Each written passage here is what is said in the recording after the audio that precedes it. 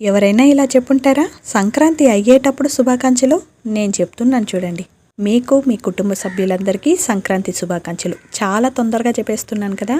ఏం చేసేది, చాలా పని పొద్దున్నుంచి అని చెప్పను. పనేమో అయిపోయింది, కానీ ఇక ఊరికొచ్చాం కదా, అందరినీ ఒక విజిట్ వేసేస్తే బాగుంటుంది. ఇక ఈరోజు ఆ పని పెట్టుకున్నాను అనమాట. ఇక మన చుట్టాలింటికంతా వెళ్ళి హాయ్ బాయ్ చెప్పేసి వచ్చేసాను. వాయిస్ ఇవ్వడానికి లేట్ అయిపోయింది. ఇక సంక్రాంతి ముగ్గుకొద్దాం. సంక్రాంతి అంటే చాలు కుండలు వేసేస్తాం. కుండలు వేయకపోతే ఏదో తప్పు చేసినట్లు, కుండే వేయలేదే అంటారు.